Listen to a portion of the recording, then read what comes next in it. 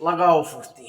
Beauty parlour, spa centre, অন্যান্য নানান রকম মোড়কে আজকাল আধুনিকতার দাবিতে, ব্যক্তি স্বাধীনতায়, স্বনির্ভরতার স্লোগানে অনেক নারী পথভ্রষ্ট হয়ে যাচ্ছে। তারা মনে করছে তাদের এটা নিজেদের স্বাধীনতা, আমার দেহ আমার সিদ্ধান্ত, আমি এটা খুব পারি, এই সেই অনেক রকম কিছু বলে তারা নষ্ট হয়ে যাচ্ছে।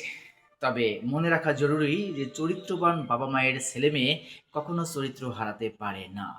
শহরে, বন্দরে, অলির গলিতে নানান রকম ভাবে বিভিন্ন ব্যবসার আড়ালে চলছে এ ধরনের রমরমা দেহ ব্যবসা। নানান রকম পরিস্থিতি থেকে মদের বার, নাইট ক্লাব, এটা সেটা বিভিন্ন জায়গা থেকে প্রশাসনিকভাবে তাদেরকে উদ্ধার করা হচ্ছে, পাকড়াও করা হচ্ছে। আসল পর্দা ফাটিয়ে নকল পর্দা ঝুলিয়ে অনেকেই ঘুরিয়ে বেড়াচ্ছে। তারা আবার মনে করছে যে হ্যাঁ, আমি স্বনির্ভর, আমি কাউকে পরোয়া করি না, আমি কাউকে প্রয়োজন মনে করি না, আমার নিজের এটা সেটা আমি নিজে করতে পারি। অনেকেই জানেন এমন একটা গল্প আছে যে দেখা যাচ্ছে ছেলের বাবা ছেলেকে বাইরে রেখে পড়াচ্ছে, ছেলের বাবা টাকা দিতে দিতে শেষ। আর মেয়ে যাদের পড়ছে, সবাই না, কিছু সংখ্যক মেয়ে এমন আছে যে টাকা তো তাদের দেওয়াই লাগে না, উল্টো তারা টাকা আবার মাকে পাঠাচ্ছে। এই তো দেখা যাচ্ছে এরকম ভাবে, এই যে গতকালকে মিরপুরে অমুক দিন, গুলশানে অমুক দিন, বনানীতে অমুক দিন, এখানে সেখানে, চট্টগ্রামে, সিলেটে, অলিগলি জুড়ে এভাবেই মনে করেন যে, এবং দেশ বিদেশের গল্পও এরকম মনে করেন যে আছে। সবাই নয়, তবে এই যে নিজেদের মনুষ্যত্ব বোধকে বিসর্জন দিয়ে, নীতি নৈতিকতা আদর্শকে কুরবানি দিয়ে, নিজের দেহকে বিলিয়ে দিয়ে তারা স্বনির্ভরতার দিকে গিয়ে তারা গর্বিত বোধ করছে। যদিও সবখানে তারা গর্ভবতী হচ্ছে না, কারণ নানান রকম প্রোটেকশন তাদের ব্যাগেই রাখা থাকে। কিন্তু কথা হচ্ছে তারা উচ্চতর শিক্ষা নিতে গিয়ে বা কর্মসংস্থানে গিয়ে সহকর্মীদের সাথে কিংবা সিনিয়রদের সাথে হাসাহাসি, মাখামাখি, ঢলাঢলি, তারপরে গড়াগড়ি। হ্যাঁ, আমরা পুরুষেরা মনে করেন যে দৌড়াদৌড়ি করে, রোদে পড়ে, বৃষ্টিতে ভিজে, নানান রকম জীবনের ঝুঁকি নিয়ে রোজগার করতে মনে করেন যে ফাইটটা যায়।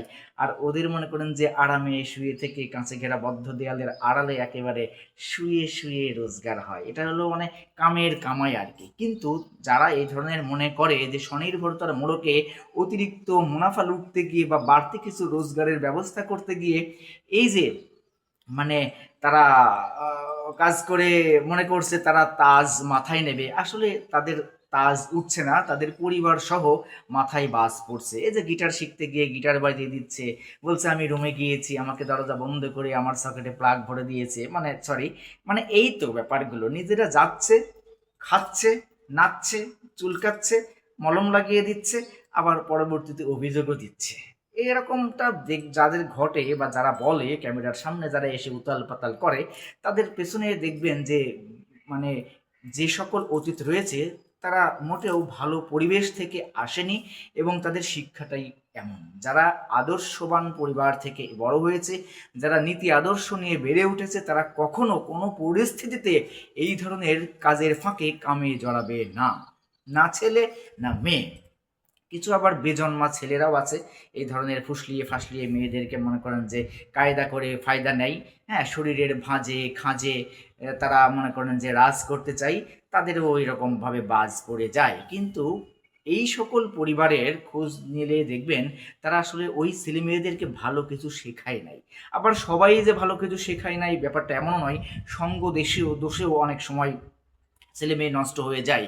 যেমন কিছু মেয়েরা আছে যে তাদের সার্কেলটাই এরকম যে বিড়িখোর, গাঁজাখোর, ওড়না ছাড়া, বুঝলেন না, মানে বুকের ওড়না বুকে থাকে না, অন্যখানে থাকে, ঢলাঢলি মাখামাখি এভাবে করে বেড়ায়। তারা ওই যে স্বভাব দোষে, মানে সঙ্গ দোষে নষ্ট হয়ে যায়। ছেলেরাও এরকম আছে যে বিড়ি গাঁজা খায়, উচ্ছৃঙ্খল জীবনযাপন করে বিভিন্নভাবে। আসলে তারা সার্কেল সিলেকশনে ভুল করে, ভুল বন্ধু বান্ধবের কারণে তারা নিজেরাও নষ্ট হয়ে যায়। এই জন্য বিশেষ করে বৈবাহিকতায় জড়ানোর ক্ষেত্রে প্রতিটা ছেলে এবং মেয়ে উভয়কেই তাদের সার্কেলটা খুব দেখে নেওয়া উচিত। তাদের ফ্রেন্ড সার্কেল, তাদের অন্যান্য তাদের তাদের সারাউন্ডিংসে যারা আছে, সহপাঠী, সহকর্মী, বন্ধু বান্ধব, অন্যান্য, তারা কাদের সাথে যোগাযোগ করে, কাদের সাথে ওঠা বসা করে, তাদের নীতি আদর্শ কেমন, তাদের বেশভূষা কেমন, তাদের পোশাক আশাক কেমন, তাদের জীবনযাপনের ধরন কেমন, এইগুলোর ব্যাপারে তো সচেতন থাকতেই হবে। প্লাস প্রতিটা ছেলে মেয়েরও উচিত তারা কোথায় মিশছে, কাদের সাথে মিশছে, কোথায় ওঠা বসা করছে, কার সাথে যোগাযোগ করতে যাচ্ছে,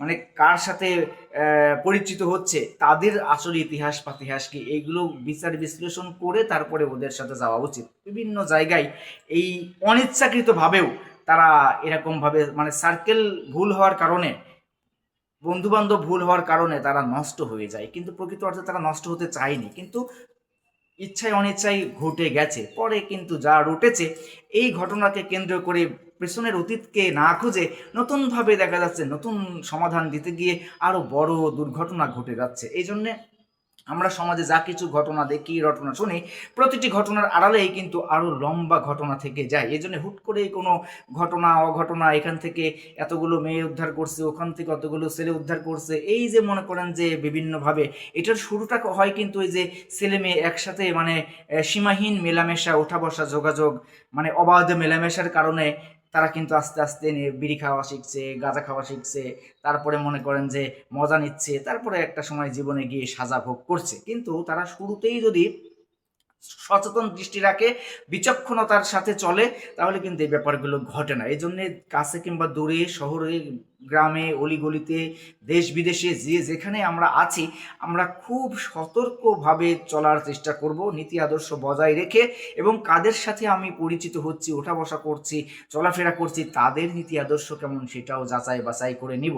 না হলে অনিচ্ছাকৃতভাবে হলেও কিন্তু মনে করেন যে আপনাদের জীবনে বেশ বড় ক্ষতি হয়ে যাবে। যারা আজকে দেখা যাচ্ছে ক্যামেরার সামনে বলছে এই সেই আমার জীবনে দুর্ঘটনা হয়েছে, ও আমাকে এই করেছে সেই করেছে, দরজা বন্ধ করে চিপস খেয়েছে, বুঝলেন না, মানে এই ধরনের দুর্ঘটনার মতো অভিজ্ঞতা তারা এখন উন্মুক্তভাবে সবার কাছে বলছে, অথচ কিছুদিন আগে বলছে না আমি তখন বলি না, মানে লাজ লজ্জার ভয়ে নাকি কি এইসব বলছে। আসলে তারা তো তখন ভাঁজে ভাঁজে শরীরের খাঁজে নানান রকম মানে পোজে তারা মজা উপভোগ করেছে বটে, কিন্তু এখন তাদের ডিল যখন পাকা হয়নি, এলোমেলো হয়ে গেছে, কোনো কারণে মতবিরোধ হয়েছে, বা সে একাধিক রিলেশনে আছে, তার সাথে থাকার পরেও হয়তো সে গিটার বাজানো শেখাতেও গিয়েছে, যে সে হয়তো চেষ্টা করেছে তাকে, আমি জানি না, কিন্তু এই ধরনের ঘটনা আছে। আমি সেটা বলছি যে অনেক নারীরা অসংখ্য যোগাযোগ রাখতে পছন্দ করে, মানে একাধিক সম্পর্ক করতে পছন্দ করে, অনেক ছেলেরাও এরকম করে।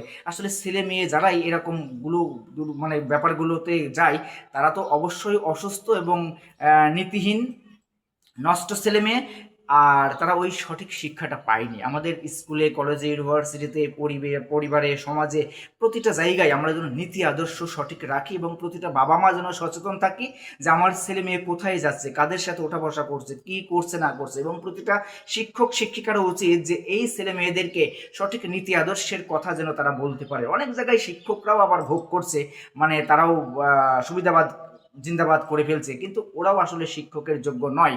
শিক্ষক রূপী এই সকল মানে জানোয়ার টাইপের চরিত্রের মানুষদের আসলে তাদেরও শাস্তি হওয়া উচিত, এবং সমাজেও যারা এই ধরনের নানান রকমভাবে কায়দা করে ফায়দা লুটার পায়তারাই বিভিন্ন ফন্দিফিকেট এঁটে মানে সহজলভ্য যৌনতা করে দিয়েছে, আবার যারা বাল্য বিবাহ রোধ করার পক্ষে প্রবল শোরগোল করছে, তারাও দেখবেন যে এই ধরনের কিন্তু ব্যাপারগুলোর মধ্যে অনিচ্ছাকৃতভাবে হলেও ধাবিত করে দিচ্ছে। এই জন্যে ছেলে মেয়েদেরকে আগে আগে বিয়ে শাদী দিয়ে দেওয়া উচিত, এবং তাদেরকে শৃঙ্খল একটা জীবন যাপন শেখানো উচিত।